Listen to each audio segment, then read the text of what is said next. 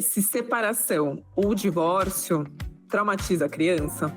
A gente tende a achar que o divórcio dos pais traumatiza a criança.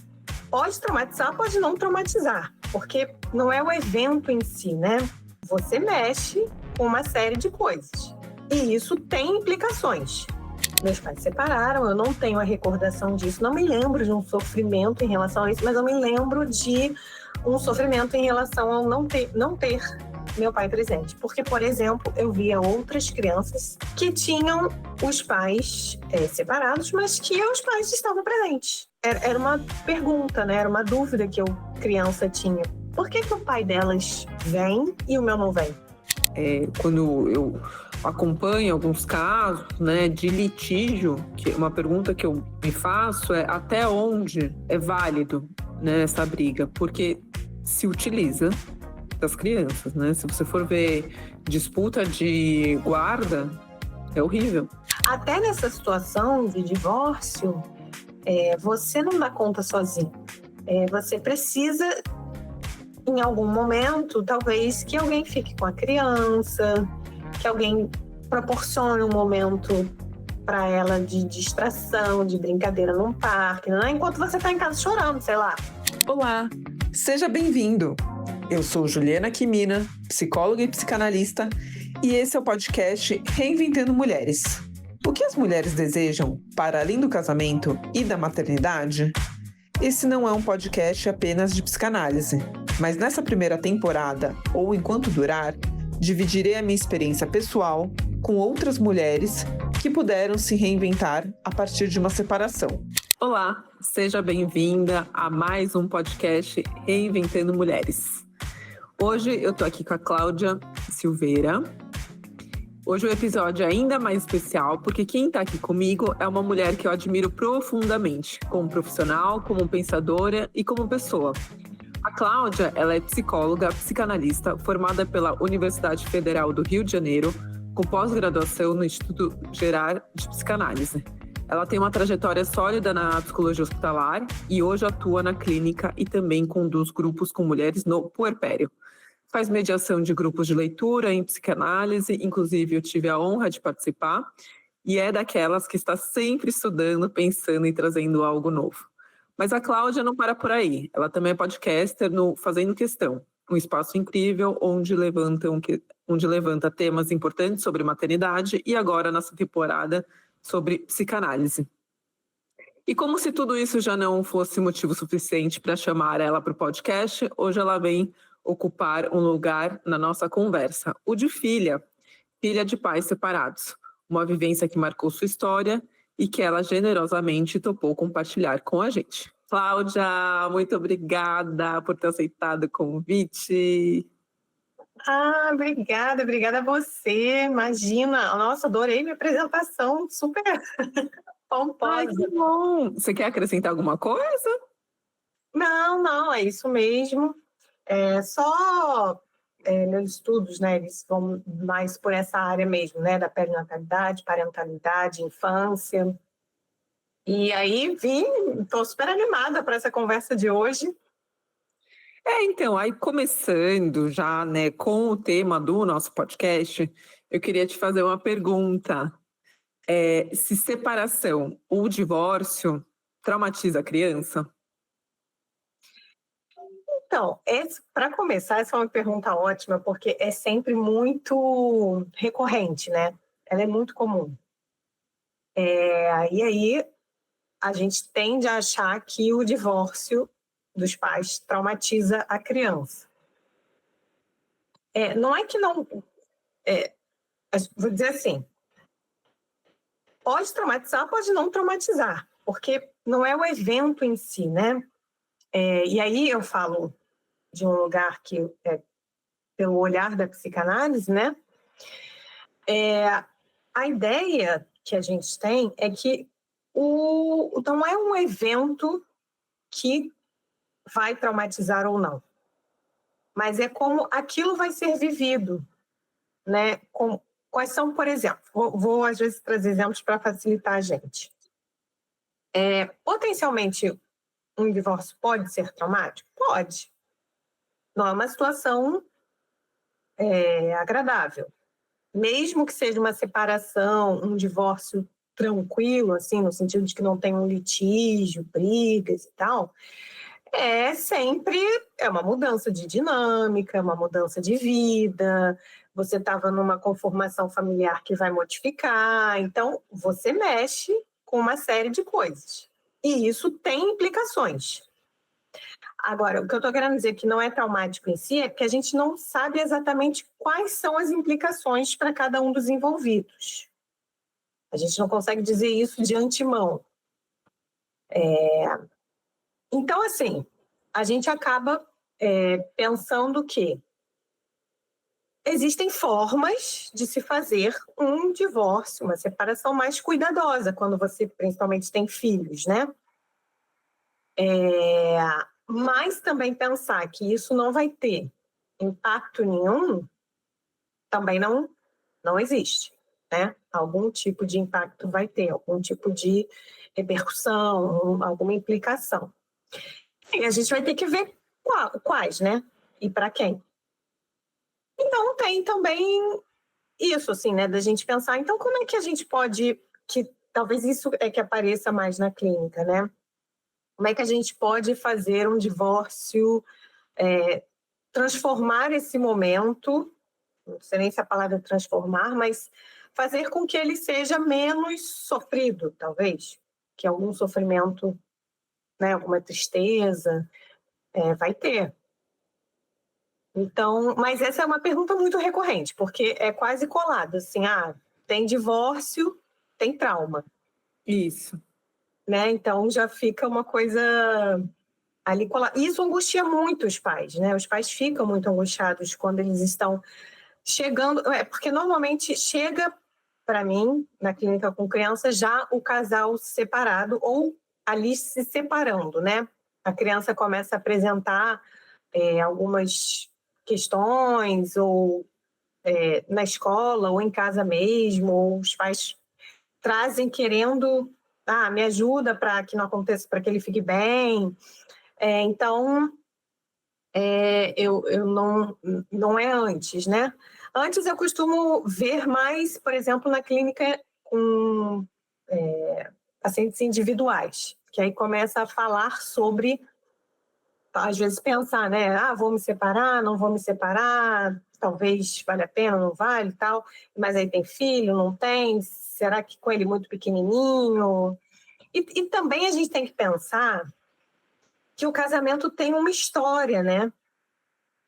Então, como é finalizar essa história, né? Tudo que você depositou ali, todos os ideais, porque aí a gente também está falando de como o casamento é visto na nossa cultura, o que a gente ainda espera de um casamento, porque essa questão do divórcio, se a gente também for pensar, antigamente, o que eu digo, né, 40 anos, 50 anos atrás, não é tão antigamente assim, mas as pessoas esperavam, tinham mais essa ideia, essa cultura de esperar a criança crescer, por exemplo, para se separar. Com uma ideia de que isso fosse preservar a criança, por exemplo. Né? Então, você não via tantos pais separados. Às vezes se mantinha um casamento por N questões, né? Mas por uma questão social também. Mesmo que aquele casamento fosse um casamento que já não estivesse funcionando tão bem, não fosse tão bacana para os envolvidos, né? Mas tinha uma necessidade de que aquilo fosse mantido. Uma certa aparência, né? Aquela que as pessoas falavam popularmente como um casamento de aparências e tal. Então, isso tudo está muito permeado pelas questões sociais também, né? Só que aí isso vai caminhando e hoje a gente já vê uma mudança em relação à separação, né? Primeiro que as pessoas se separam, mas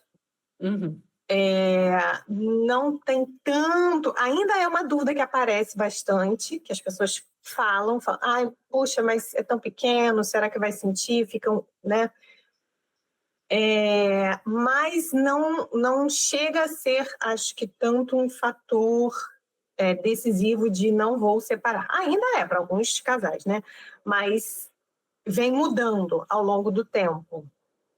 Mas, assim, responder, porque eu abri aqui um pouco, né? Fui falando, mas respondendo a sua pergunta, não necessariamente, não está colado uma coisa na outra. Divórcio igual a trauma, né? Não é assim. Mas é uma situação que vai, de fato, delicada, traz implicações, né? Eu comecei com essa provocação, né, essa pergunta, justamente porque é exatamente isso que você trouxe. Fica muito colado. Separação, divórcio dos pais, logo a trauma. Né, como se não houvesse um sujeito ali a ser escutado, no caso, a criança. Porque muitas vezes a separação dos pais pode ser um grande alívio para essa criança também. Exato. Né? Claro que vão ter várias implicações, porque é um processo de luto, especialmente daquela família, né, heteronormativa, né, papai, mamãe, filhinho, que a gente tem no nosso ideal, no nosso discurso social. Né, como que cada um vai ser atravessado por isso. Mas eu acho que também vem junto isso, né? Também um discurso muito contemporâneo hoje do trauma à criança. Quando eu fui me separar, eu escutava muito isso. Ah, mas e os filhos? Né? Como se eu não tivesse autorização de me separar, porque eu tinha filhos, porque isso ia implicar num sofrimento a eles. Isso ainda é muito recorrente na nossa cultura. Interessante, né? Se vê primeiro, né, essas crianças para depois ver, sei lá, o casal, os cuidadores, né? E tá tudo junto, né? Isso é que é o difícil, porque assim, você vai manter um casamento e uma situação ruim, porque um casamento ruim também tem implicações dentro da casa, né? Uhum. Então, às vezes com brigas, às vezes são outras coisas, então depende. E a criança também percebe isso. Então, é claro que quando se separa, você passa por um período ali de também uma readaptação, porque e aí faz como? Se tá em casas, se moram juntos, vão ficar em casas separadas, vão ficar em casas, vai compartilhar a guarda, porque antigamente também não era algo comum, há 40 anos atrás, 30 anos atrás. Hoje, né, de um tempo para cá, já é algo super, praticamente está virando a regra. O que também eu não sei se é o melhor, assim, no sentido de que a gente tem que sempre ir pensando no que funciona para aquela família e para aquela criança. Porque tem todos os envolvidos. Tem os pais, que são os cuidadores, que tem vida, que tem também os sentimentos, que estão preocupados com as crianças, porque na maioria das vezes, inclusive, quem traz a preocupação são os próprios pais, e que podem sofrer, né, essa pressão social, pressão familiar, e aí também depende se já é uma família mais tradicional, por exemplo, né, que tem esses valores mais arraigados, ou não. É tanta coisa que vai entrando no jogo, né? Mas assim, então, é só o bem-estar da criança? O bem-estar da criança também não depende do bem-estar dos pais? A gente precisa olhar para a criança, mas também precisa olhar para os pais. Então, em que medida? E aí isso tudo não tem fórmula, né? Então, acho que isso que torna também, como tudo na vida, um momento difícil, porque você vai precisar atravessar, você vai precisar construir, você vai precisar refazer. Então, você está numa situação que foi construída, que foi pensada, cheia de expectativas, né? E aí, como é que a gente muda isso tudo? Como é que a gente... Primeiro, às vezes, já é difícil, às vezes, perceber esse fim, né? O momento de separar. E aí a gente faz como? A gente alonga também esse momento? A gente vai postergando? Em nome do quê? Em nome da felicidade dos filhos? Mas, foi como você falou, mas será que às vezes também não é um alívio, dependendo do que esteja acontecendo na situação? É como se casais juntos também não produzissem sofrimento, É, né? isso. E não é o que a gente vê na vida real, no que a gente vê nas nossas vidas e nos consultórios, não é isso que acontece, né? Famílias que têm aquele formato mais tradicional, famílias que não têm, enfim. E estão aí na vida e sofrem do mesmo jeito. Até queria já, você falando da vida pessoal, queria te perguntar isso. Você viveu isso como filha, né? Como é que foi para você a separação dos seus pais? Então, isso eu acho que é o meu exemplo, né? E aí, pensando na separação, eu responderia, por exemplo, da mesma forma que eu respondi a você a pergunta, né? Não foi traumático, porque para mim o que talvez eu colocasse nesse lugar de traumático, né? É porque até o trauma a gente tem que definir o que é um trauma, mas assim, o que foi muito ruim para mim foi a ausência do meu pai. Então, assim, porque quando os meus pais se separam, eu não tenho memória, né? Eu era bem pequena. Então, e eu vivia depois numa casa em que tinham a família estendida, né? A família, meus parentes, assim, minha família. Tias, primas, bisavós, avó. Então, era uma família com em torno ali de umas 7 pessoas, talvez. E a minha prima, por exemplo, também tinha, os pais dela não eram juntos, né? Não eram casados. Então, isso era um pouco comum, assim. Eu não me recordo, eu não tenho, por exemplo, uma recordação de estar na escola e pensar que, puxa, meus amiguinhos têm os pais juntos, eu não tenho. Não era isso. Essa não era a questão. Então, para mim, não era a separação em si, né? Para mim, eu acho que foi a forma com que os adultos, na época, lidaram com isso. Então, por questões lá, né, acho que do meu pai, houve um afastamento, né? Ou por questões... Porque é isso também, né? Hoje, eu pensando, né, eu não sei. Eu não sei.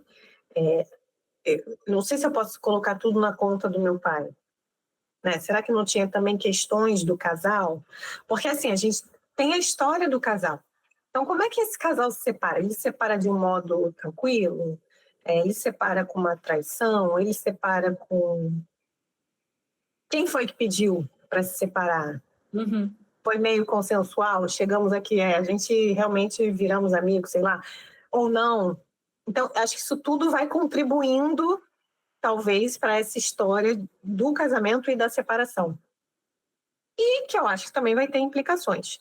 E aí, enfim, meus pais se separaram, eu não tenho a recordação disso, não me lembro de um sofrimento em relação a isso, mas eu me lembro de um sofrimento em relação ao não ter meu pai presente. Porque, por exemplo, eu via outras crianças, inclusive da minha família, né, minhas primas, que tinham os pais separados, mas que os pais estavam presentes. Iam buscar, levavam para passear. Então, não sei como foi a vivência delas, obviamente, porque eu, né, só posso falar da minha, mas na minha imaginação, por que era uma pergunta, né? Era uma dúvida que eu, criança, tinha. Por que o pai delas vem e o meu não vem? Então, eu acho que isso sim, que eu acho que é uma consequência, uma repercussão da separação, que não é obrigatória, mas que também, infelizmente, é muito comum, ainda que seja os pais, né, socialmente, e aí entram também as questões de gênero, os atravessamentos de gênero, que sejam os pais aqueles que vão embora. Né? Inclusive, estatisticamente, a gente ainda tem, não sei se acho que em algum momento talvez mude, né, mas hoje ainda é a maioria, né, gente, é do gênero masculino. Então, assim, para mim o impacto foi mais nesse sentido, sabe? Da ausência, da falta que eu sentia de cadê meu pai? Né? O que se vê, inclusive no judiciário, né, nas ações, a grande maioria ações de alimentos, né? E as pesquisas vão mostrando também sobre o quanto que o homem, né, ele se sente autorizado, porque é uma autorização social também, de poder, com a separação, também poder se ausentar dos cuidados, né, com os filhos. Não só, uma vez que é esse casal, né, mas você se separa da mulher, não dos filhos. E há uma outra lógica nesse lugar, né, de se separar também dos filhos. É o que apontam, pelo menos, né? Assim, acho que como que culturalmente isso vai sendo colocado, né? Numa separação. Então, e aí eu costumo trazer, né? Acho que são histórias muito parecidas, né? Teve outra entrevistada também que falou no lugar como ex-esposa, né? E é isso, né? Acho que o que pode causar muito sofrimento não necessariamente é a separação, né? Mas sim como é que esses cuidadores vão lidando com a criança, né? Inclusive pela ausência.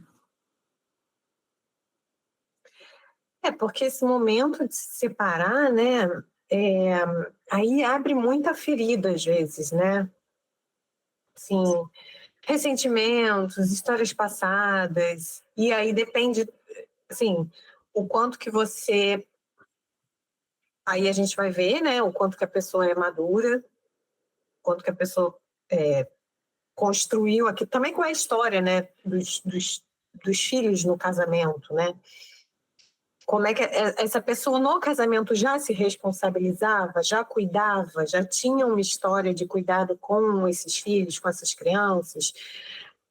Porque, às vezes, já não tinha. E isso só piora com a separação física, vamos dizer assim, né?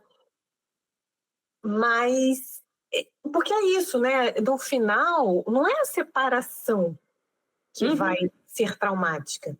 É assim, o que você vai fazer com isso? Bom, olha, que merda, né? A gente está se separando, não queríamos, ou então vai ser melhor assim, como é que a gente vai fazer? Vai ser em que casa? Tá? E aí você tem um jeito um pouco melhor, mais cuidadoso de fazer isso. Não quer dizer que não vai ter sofrimento, que não vai ter chororô, não vai ter readaptação, não vai ter problemas, os problemas vão aparecer, só que vai ser de um outro jeito, né? E aí, isso que é difícil, quando a pessoa está no olho do furacão, ela conseguir, às vezes precisa de alguém de fora para falar, olha, presta atenção, faz isso aqui, vai lá buscar fulano, tenta outra coisa, não descontar, porque aí você começa a ver umas coisas também, né, meio esquisitas, vamos dizer assim. Isso, você começa, a pessoa está ferida e ela começa a querer descontar na criança algo que, na verdade, está em relação ao ex-cônjuge. Ou por uma outra lógica, né? Para atingir o ex-cônjuge, usa-se até a criança. Isso. Né? Uma coisa que eu costumo, quando eu acompanho alguns casos, né, de litígio, que uma pergunta que eu me faço é até onde, né, até onde é válido, né, essa briga, porque se utiliza das crianças, né? Se você for ver disputa de guarda, é horrível, né? E que está muito mais ligada a uma disputa daquele casal, né? E que um dos lados pode vir, estou falando pode vir, né? Não é que acontece, mas pode vir a usar a criança contra o ex-cônjuge. É num lugar meio que vale tudo, sabe? Então, aí já começa a ficar mais complicado, de fato. Assim, o que eu quero dizer? Porque daí a gente já começa a entrar nas brigas, nas disputas, numas confusões maiores, que na maioria das vezes envolve a criança, e ela acaba sendo o objeto de disputa, por mais que às vezes ela não seja, é ela que encarna isso, né? Uhum. Então, ela começa a ouvir coisas, ela começa a ser usada nesse lugar de atingir o outro, né, ou de disputa. Então, aí começa a ficar mais complicado, porque enquanto você ainda tem uma conversa, que não quer dizer que vai ser uma conversa linda, maravilhosa, vai ser assim, tá bom, concordo. Não, vai ser, às vezes, conflituoso, na maioria das vezes, principalmente ali no início, né, quando está se separando. E aí, quando você consegue ter essa conversa, você consegue ter negociação, você consegue ter um olhar, né? Às vezes um até puxa o outro, fala, não, tá, mas pô, a gente não... E a fulana, né? E a criança? Não tá dando certo isso aqui. Então, assim, porque eu acho que tem um esforço também que você está sofrendo, enquanto a pessoa que está se separando, né? E aí você tem que deixar de lado um pouquinho esse sofrimento para olhar para o sofrimento da criança também. Isso. Então, é um esforço, assim, hercúleo, que eu acho que os pais vivem muito isso ao longo da vida, né? De muitas vezes ter que deixar alguma coisa sua de lado principalmente quando a criança é pequena, né? Depois vai crescendo, mas... e aí você precisa olhar para essa criança e entender: a guarda compartilhada está funcionando? Não está. Então, vamos ter que refazer a rota.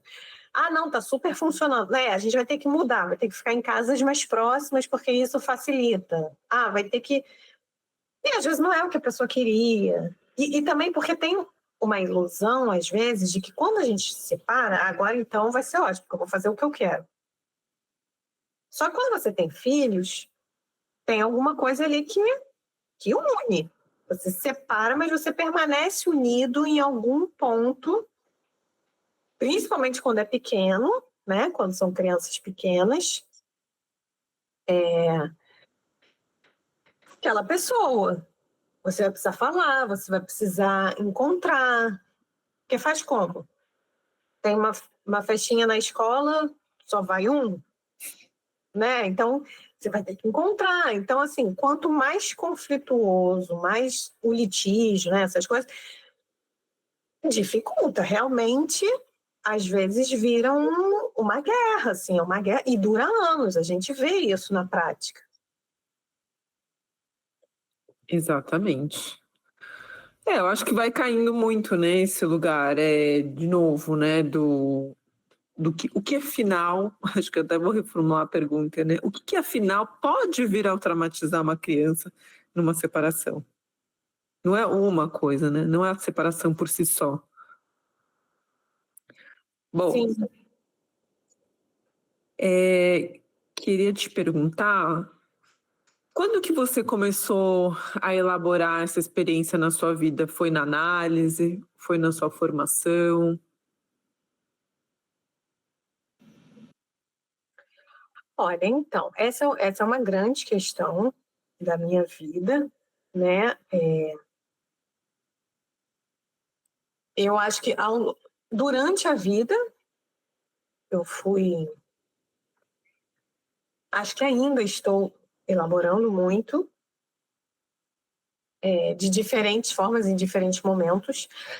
A análise, porque eu comecei ela mais cedo, porque também eu fui fazer psicologia, então ali com 20 anos, né? Às vezes tem gente que faz antes, né? Mas com 20 anos eu iniciei a análise. E aí, sim, esse foi sendo um tema muito recorrente de diferentes formas, né? Que aparecem de diferentes formas. Às vezes não estou falando tão diretamente, por exemplo, do meu pai, mas o quanto que essa ausência impactou na minha vida, nos meus relacionamentos, no que eu esperava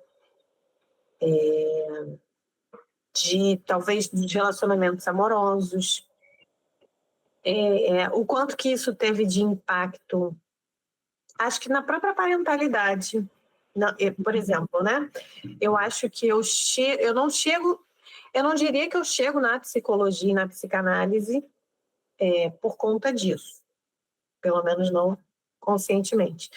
Mas muito interessante que o grande estudo da minha vida foi se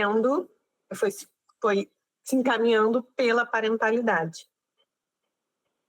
E que teve repercussões, tem até hoje na minha vida, né? Enfim, na questão dos filhos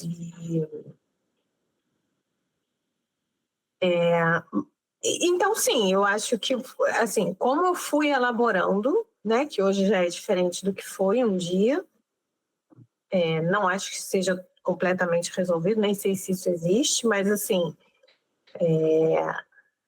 eu acho que foi, sim, pela vida, pela análise e aí até pelos atendimentos. Eu ia te perguntar. Atender crianças é muito interessante, assim, porque e isso foi um processo também, né, de ir separando aquela criança, a dor daquela criança, porque assim, também existe uma fantasia de que as crianças não sofrem, né, que ser criança é maravilhoso, é idílico, é o paraíso, criança não sofre. Só que se a gente parar para pensar na nossa história, se a gente for lá rememorar, todos nós tínhamos um sofrimento ou outro, uma angústia, talvez algumas crianças mais, outras menos, né? Mas não é esse paraíso todo. E eu era uma criança muito angustiada. Então, assim, lidar no início com a angústia das crianças era um pouco difícil, assim. Às vezes eu me misturava um pouco. Então, isso também foi um processo de... Aí também tem estudo, tem supervisão, tem análise, né? Uma formação. Hoje é bem diferente, mas ao mesmo tempo é um trabalho que você não pode... você não consegue ficar completamente isento, né? Você tem uma aproximação com aquela criança e com aquele... Que isso acontece também com os adultos, tá? É porque a criança, ela talvez mobilize mais. Assim. Eu acho que mobiliza mesmo. Eu acho que ela tem, né? A gente olha para ela de um outro jeito, enfim. Mas eu acho que também com elas eu fui aprendendo muita coisa. Uhum. Elas são... eu lembro, assim, quando eu comecei, né, muitos anos atrás, no ambulatório infantil, eu não me aproximava muito das crianças, só que as crianças, elas são muito corporais. Então, elas me abraçavam. Aí ela tira a meleca, aí ela passa na sua calça, aí ela quer fazer cocô no meio da sessão, aí ela... Então, assim, é uma confusão, mas que também traz, assim, é porque é de um outro lugar, né? Diferente, talvez, de uma criança da família, né? Mas é interessante. O que eu estou querendo dizer é que tudo isso foi me ajudando a elaborar e passando, né, por esse assunto na minha vida. Eu acho, assim, né, eu tive pouquíssima experiência, porque foi uma escolha minha não atender criança, porque a criança, ela depende, né, de um outro para ser cuidada. E acho que lidar com o desamparo da criança é um outro desamparo, diferente do adulto. E, assim, passei por muitos lugares, né? Fui para cuidados paliativos, fui para sala de parto, trabalhei em lugares bem difíceis, mas o da criança foi um lugar que eu confesso que né, é importante a gente poder reconhecer nossos limites, né? Com a criança, assim, de fato, você ter que lidar com o desamparo em né, em determinado momento, mas que ela depende de um outro, né? Acho que isso é muito difícil quando você vai para atendimento às crianças, né? Especialmente, sei lá, numa separação, por exemplo, também, né? Como que ela pode estar desamparada de alguma maneira, né? Sim, isso aparece muito, né? Porque assim, você não vai poder pegar aquela criança e levar para casa. Você não vai. É outra coisa, né? Seu trabalho é outro. Então, e ao mesmo tempo aparecem coisas ali muito difíceis. Então, que mexem, né? Com você, com a criança que você foi, né? Aquela velha história. Você tem memória, né, da sua infância, aparecem assuntos que te lembram, o desamparo dela, a fragilidade, e aí tudo isso vai entrando ali na cena e você precisa, ao mesmo tempo, ser tocado, né, que você mexe com aquilo, é tocado, e ao mesmo tempo se separar daquilo, porque senão a gente também não consegue ajudar do lugar que a gente precisa. Uhum. Então, isso tudo é uma linha tênue, assim, que aí, enfim, aí já é um outro assunto, aí a gente já precisa falar de formação, de um monte de outras coisas, né? Mas isso, e aí uma criança que está passando por uma situação de uma separação, e geralmente quando chega no consultório, não é uma separação que está fluindo bem, né? É uma separação que alguma coisa ali está emperrando. Sim. Ou está muito... ou emperrando, uma coisa ali que você vai mais simples, entre aspas, ou, de fato, emperrando muito, né? Tem briga, tem confusão, e aí a gente entra também, às vezes, nessa disputa, né? Não a gente, mas a gente é colocado no meio da disputa, de querer que tome um partido, de quem está fazendo certo, de quem está fazendo errado, e dizer que a criança está com problema por causa de quem. Então, tudo isso também a gente é convocado, né? É convocado, eu lembro de você falando enquanto eu estava falando agora, até lembrei, né, que a gente fez um curso de atendimento a casais, né? E aí, em dado momento, a gente estava conversando, você falou, né, assim, porque, para quem não sabe, atendimento à criança, normalmente se faz uma entrevista com os pais, né? E que até falei com você, nossa, parece um pouco terapia de casal, né? Porque é isso, é o que você falou, não está separado, né? O filho não está separado dos pais, os pais não estão separados dos filhos, né? Assim, em certa medida estão separados, né? Mas tem algo ali, né, das relações. Eu cheguei na clínica de casais, inclusive pelas crianças, né? Que eu fazia várias entrevistas com os pais e muitas vezes eu via que apareciam as questões do casal. Sim. Porque na vida tá tudo junto, né? Então, e aí eu ficava, gente, mas e a criança? Mas aí o casal falava do casal, os pais falavam do casal de novo. Aí eu ficava assim, acho que eu vou indicar para uma terapia de casal. E aí eu fui ficando curiosa, assim, né? Como que faz? Como que separa? Qual é o manejo? E foi assim que eu cheguei na terapia de casal. Porque essas coisas, elas se misturam, né? Na vida você não vai, bom, aqui eu sou o pai, aqui eu sou o casal, aqui eu sou... Só que quando você se separa, talvez você tenha que fazer, de fato, essa separação. O casal não existe mais, porém eu continuo sendo pai e continuo sendo mãe, né, do fulaninho. Então, como é que eu vou fazer com isso? Que eu, sei lá, posso odiar a minha ex-companheira, meu ex-companheiro, a pessoa lá que eu tava, mas eu tenho esse filho aqui que é fruto dessa relação. Então, eu vou conviver educadamente, eu vou só dar um bom dia para estar na mesma festa que ela ou ele. Como que eu vou fazer? Porque se os dois se dão bem, aí, né, é muito mais fácil. As coisas vão caminhando. Mas quando não se dá, aí começa o inferno. Né? Aproveitando que você trouxe algo que você vivenciou, e agora eu queria te escutar na clínica, você como analista, como que você vê a figura do pai ausente na clínica?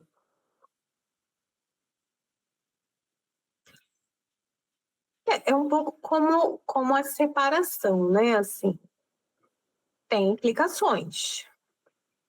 Até porque a gente tem referenciais que vão um pouco balizando as nossas vivências sociais, né? Então, a gente ainda tem... aí eu estou falando dos casais heterossexuais, né? Quando eles têm... Porque, por exemplo, né? Deixa eu tentar explicar de uma outra forma o que eu estou pensando. Quando você tem um pai e uma mãe, um casal, e eles se separam, e aí você tem uma ausência de paterna ou materna. Isso vai ter implicações. Hoje, na nossa sociedade, o que a gente vê mais comumente, estatisticamente, que é maior, é a ausência paterna. Agora, se você também tinha um casal, por exemplo, de duas mães, e quando eles se separam, elas se separam, uma delas, aí eu estou criando uma situação, né? Se torna ausente, pode acontecer, isso também vai ter um impacto, porque isso diz da história que vinha sendo construído. Tinha uma relação ali que estava dada, que acontecia. Então, talvez a gente coloque hoje muito nesse lugar do ausência paterna, porque, de fato, é o mais comum, né? O que a gente vê mais, é o que se fala mais, estatisticamente tudo. Mas aí a gente pode, talvez, começar a pensar numa ausência de talvez, casal que existia, de uma conformação familiar e que não existe mais.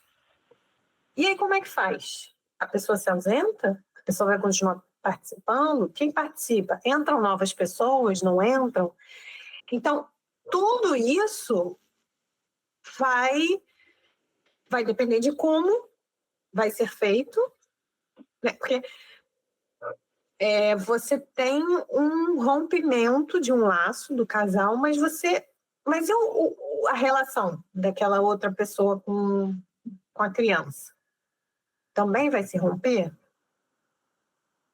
Talvez esse seja o X da questão. Como aquela pessoa é falada? Né? São coisas que a gente vai começando a pensar, assim, né? Não tem... Agora, se a gente for pegar e especificamente pensar na ausência paterna, o pai, ele tem, né, uma função, ele é importante na relação ali do casal pai e mãe. quando está estabelecido. Então, ele tem o lugar dele. Então, vai se ausentar. E eu fico pensando também, porque aí isso já seria futuro, né? Mas depois, no futuro, muitas vezes a pessoa, enfim, repensa, faz terapia, faz análise, ou acontecem coisas na vida, né, que a pessoa... E aí também ela quer voltar para aquela relação, ela quer resgatar aquela relação. E aí, será que é possível? Bom, possível sempre é, mas assim, em que pé, né? Porque o que eu estou querendo dizer assim, a ausência tem consequências também. Só que a gente muitas vezes só vai ver lá no futuro.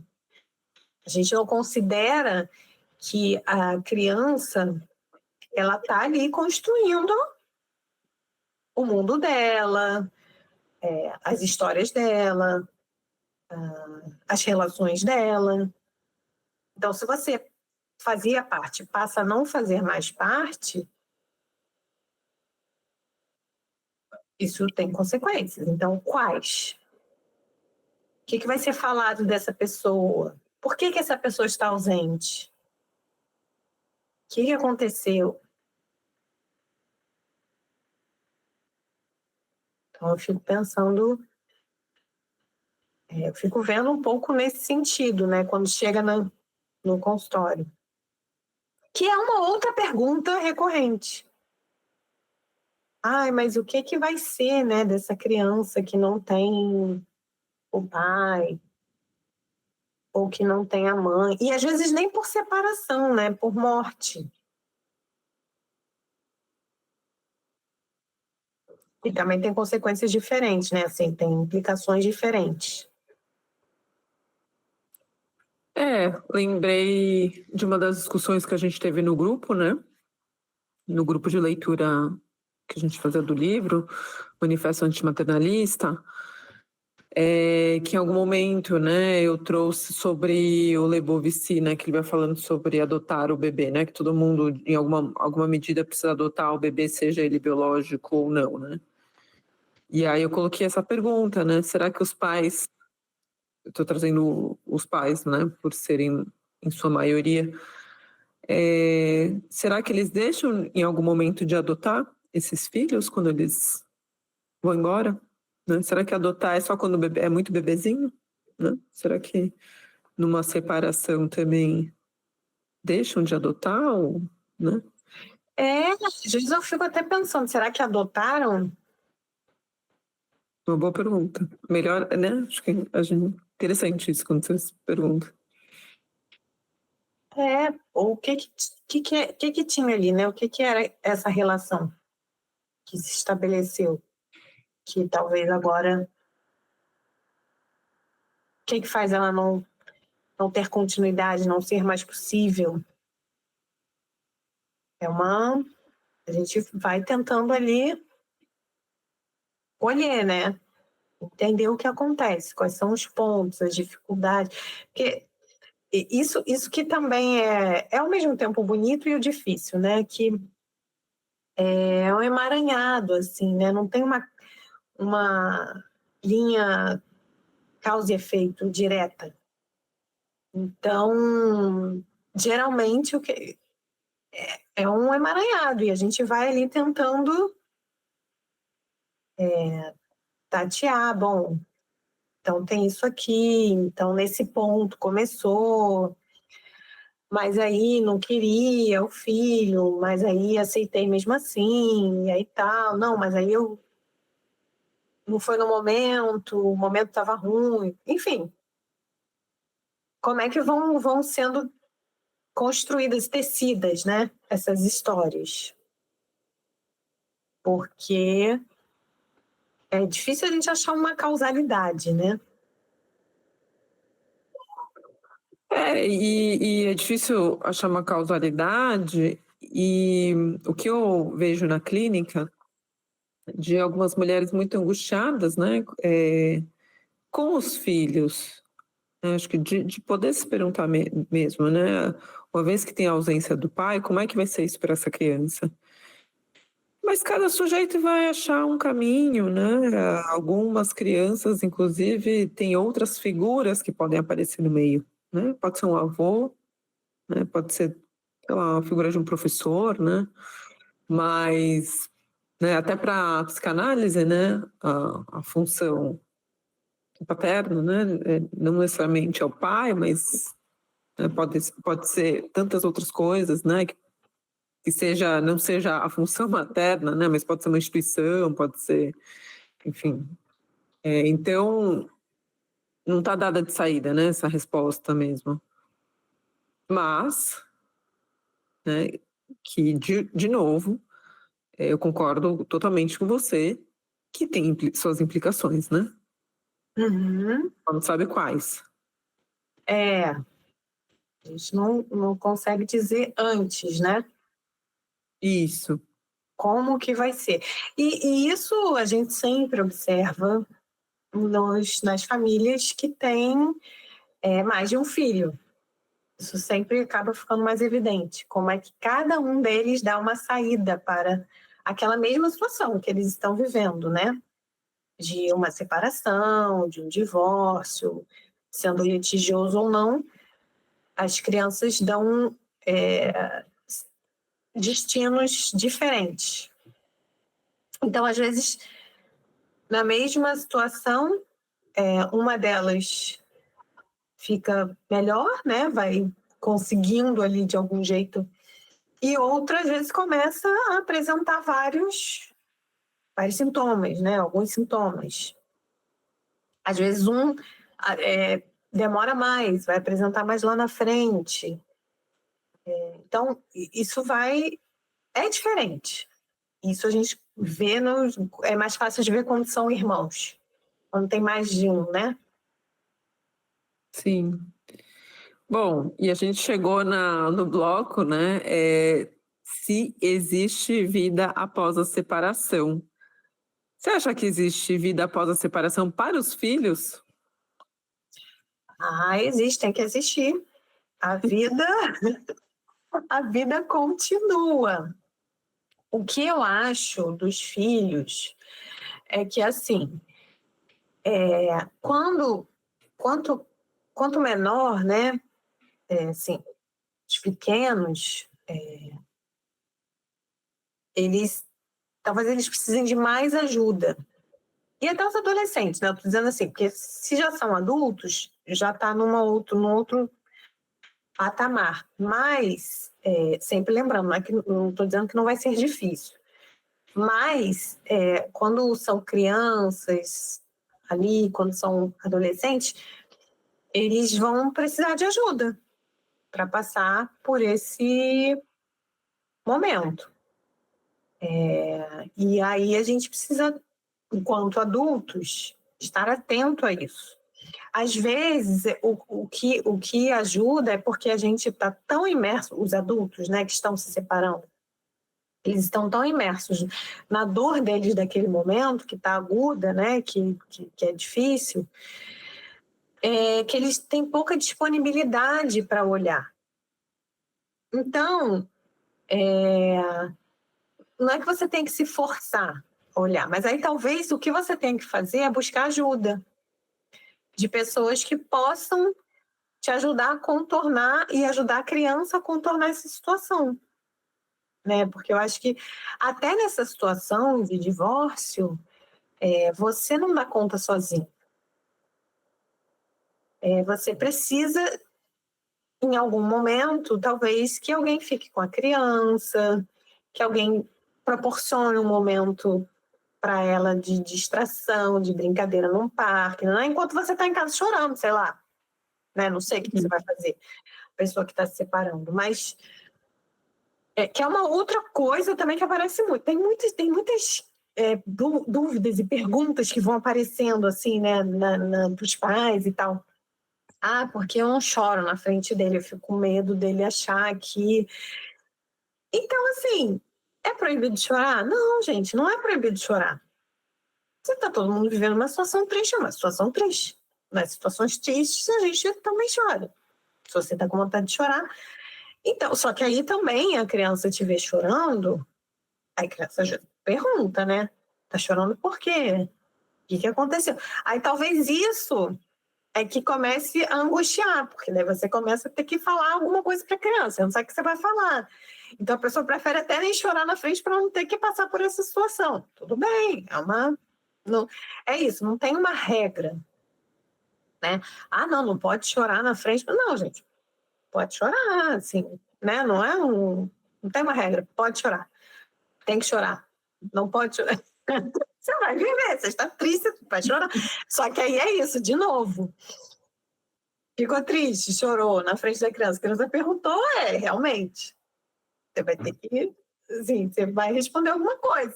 Ou você vai disfarçar, você vai fazer o quê, né? Então, são essas situações que vão acontecendo e que geram um certo...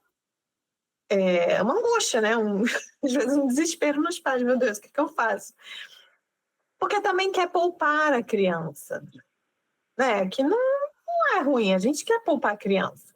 A gente não precisa expor ela a tudo de modo tão cru.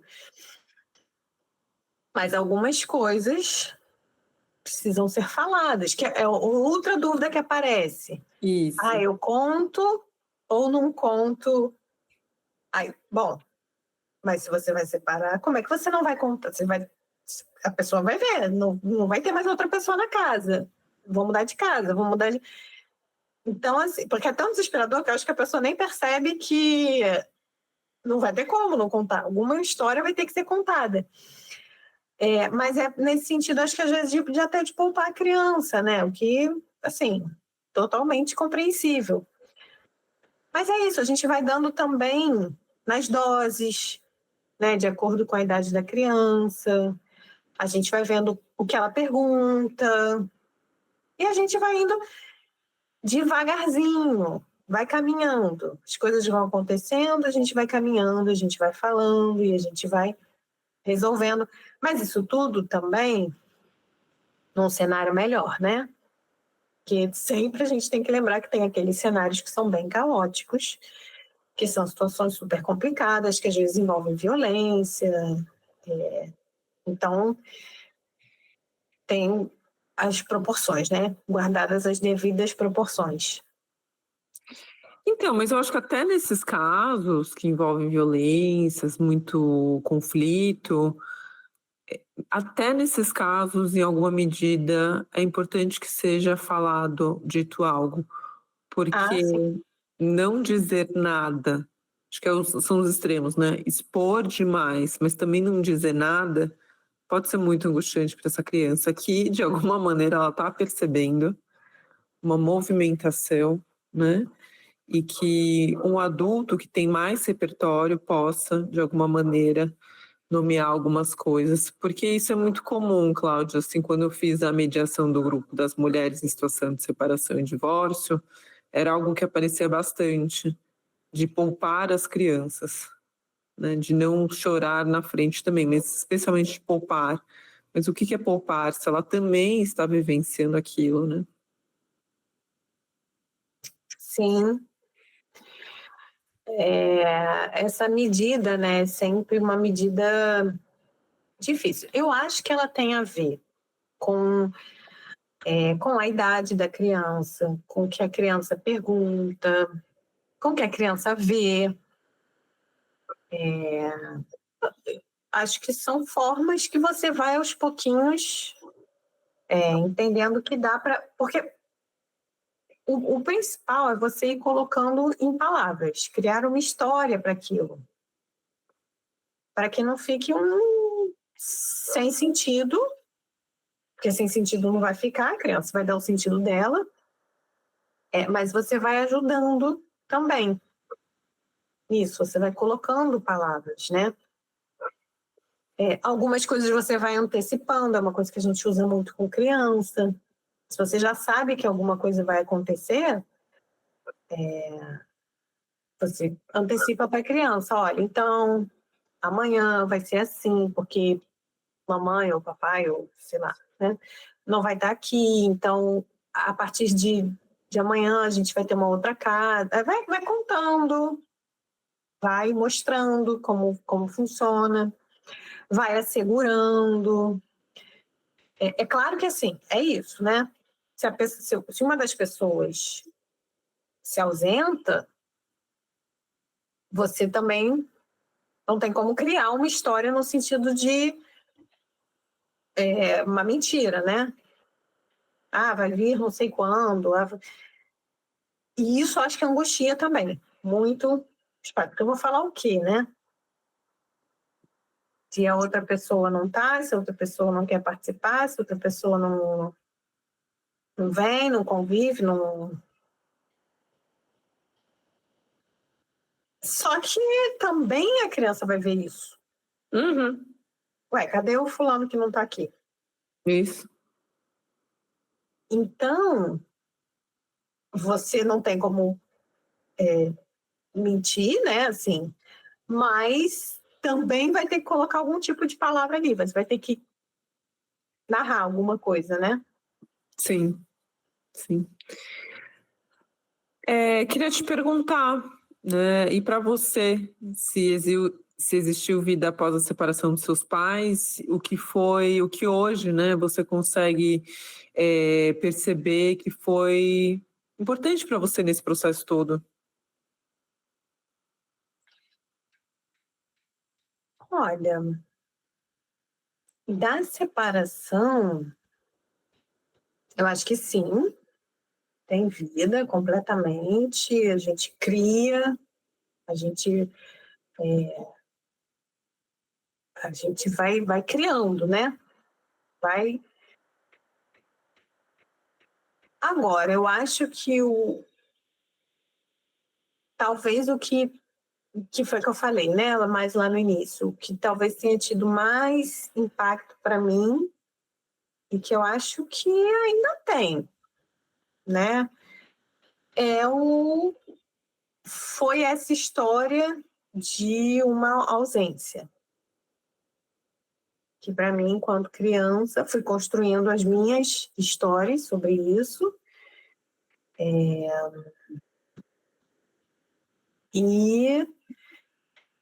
acho que hoje eu posso dizer que é melhor.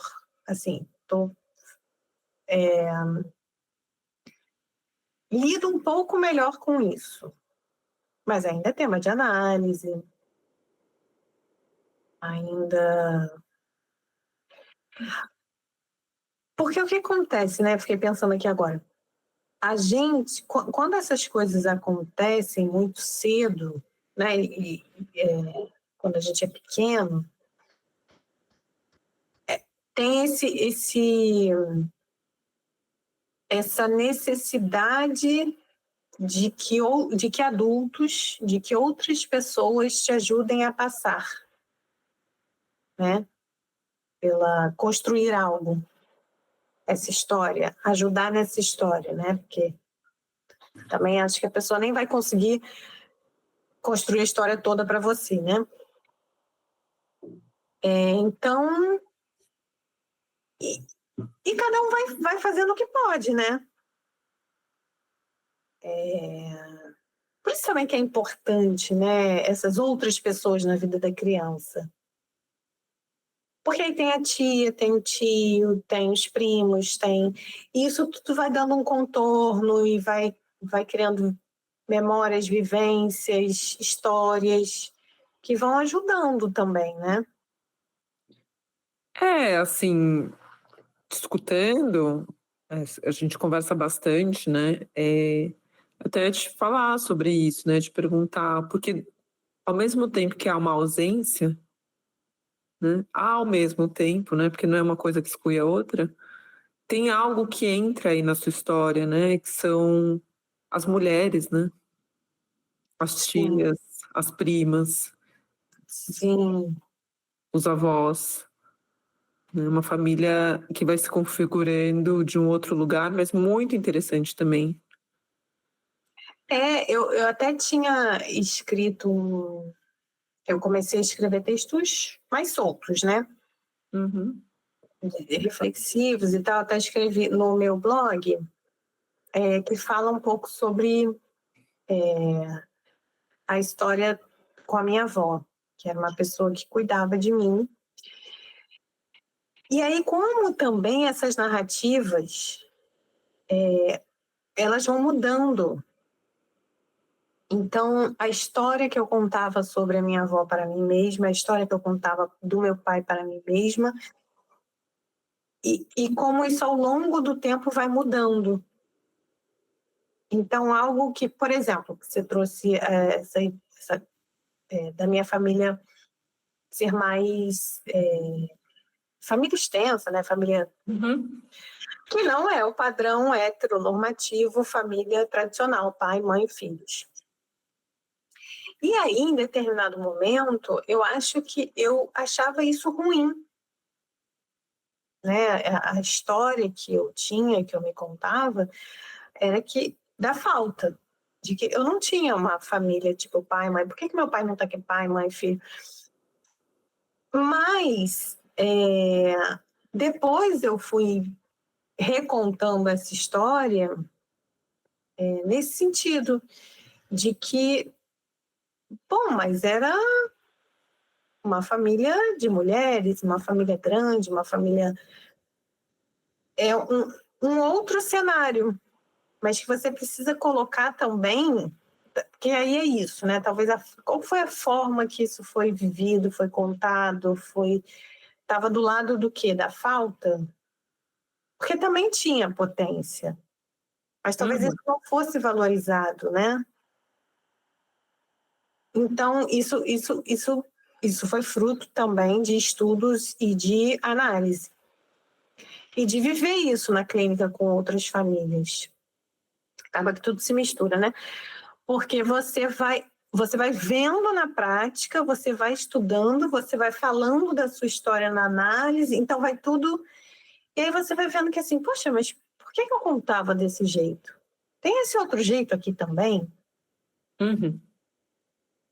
Agora, tem marcas, assim, não vou... Por exemplo, essa história, né, do meu pai, dessa ausência, isso é a parte mais difícil para mim de recontar. Isso fez uma marca, sabe-se lá por quê, né? A gente não consigo localizar tão certinho, mas fez uma marca em mim. Mas não me... Tem vida, né? Teve vida e tem vida depois disso tudo, né? Do que aconteceu e de como foi ali o início da minha vida. Porque eu vejo que assim, né? Estudei, fui fazer psicologia, conheci um monte de gente, tenho um monte de amigos, casei, me separei também. Então, assim, né? Eu fui fazendo as minhas coisas, né? Então, e aí cada um vai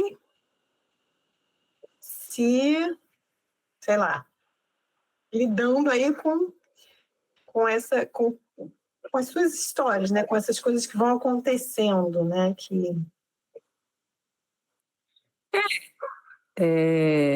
É o que você fala, né? Tem algo de poder recontar.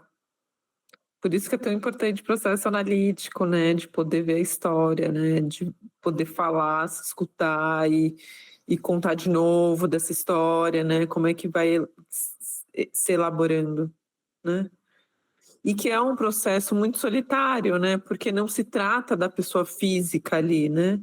Mas um tanto de um pai, né? Ou das figuras parentais que a gente vai, de alguma maneira, internalizando. Como é que a gente vai dialogando, né? Sim, e assim, eu também demorei, né, alguns anos para ir pensando também, porque aos pouquinhos eu fui conhecendo algumas coisas da história do meu pai que vão fazendo um certo sentido para mim de como ele também foi, do que... Aí sou eu construindo, né? Quem pode dizer dele é ele, mas o que talvez tenha acontecido para ele não ter conseguido ficar, né? Ser ali meu pai, talvez do jeito que eu gostaria. Ele foi o pai que, enfim, que ele podia. Mas tem esse trabalho de você ir também recontando a história passada, né? A história que até te precede. Por exemplo, de pessoas que eu nem cheguei a conhecer, né? Como a mãe dele, seria minha avó, mas que eu não conheci. Então, e aí tem umas coisas assim, né? Bom, a avó que eu conhecia, depois eu fui descobrir que não era minha avó, era minha bisavó. Sabe, para uma criança, né? Minha avó. E aí as coisas começam a ir fazendo um sentido, assim, né? Você vai... Mas você precisa ir contando e recontando e buscando, porque às vezes você busca ativamente, você tem que fazer perguntas na família. Mas e fulano? E quem era fulano? Nossa, mas eu achava que não era minha avó, minha bisavó. Meu Deus, eu passei 20 anos achando que era minha avó. Aí tem aquelas coisas de depois você se dá conta, né? Mas como que eu pensei isso se ela era bem mais velha? Tipo, né? Mas tem umas coisas meio fora da lógica. Então, tudo isso vai fazendo parte, né? Da história, da minha história. Não quer dizer que seja fácil. Já foi pior. E é engraçado também, né? Porque às vezes chega um momento que você acha, não, agora tá bem mais tranquilo, nossa, acho que eu já elaborei muita coisa e tal. Aí acontece alguma coisa, pronto. Aí você volta lá na história, porque, meu Deus, eu não vou sair disso nunca na vida. Aí você vai passando, né? Vai e volta, nunca é no mesmo lugar. Mas é interessante. Para quem já passou por um processo analítico ou passa, né? Ouvindo, talvez seja bem fácil de reconhecer essas coisas.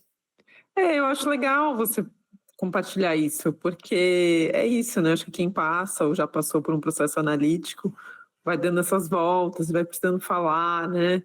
Às vezes tem pacientes, né? Muito comum isso, falando, nossa, mas de novo eu tô falando isso, né? Sim. Isso é muito comum. A gente precisa recontar a história várias vezes, né? Mas eu achei muito bonito, assim, você compartilhar. Eu acho que esse é um podcast, que esse episódio especificamente, né, discutindo, não é só para os pais que estão se separando, né, mas acho que também no lugar de filhos, né, até maiores já, de poder te escutar. Eu acho que em algum lugar aí poder, né, ou ser atravessado por algo que você trouxe, ou se identificar, que é isso que você traz, né? A vida, né? Pós-separação.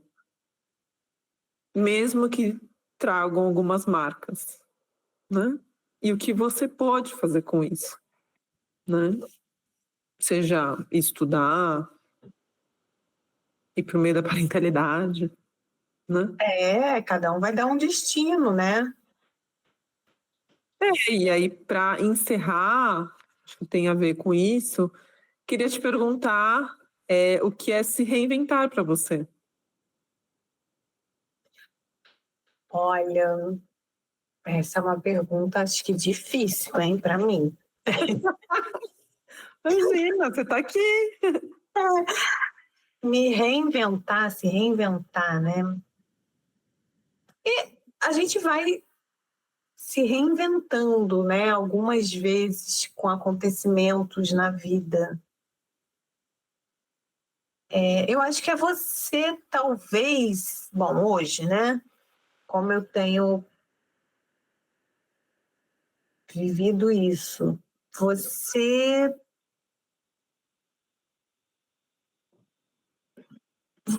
talvez isso, né? Você conseguir olhar para situações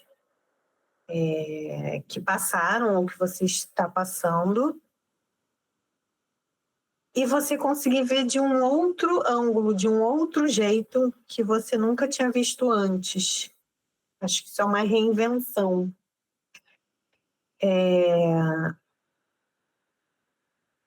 E às vezes você leva até um susto com isso, né?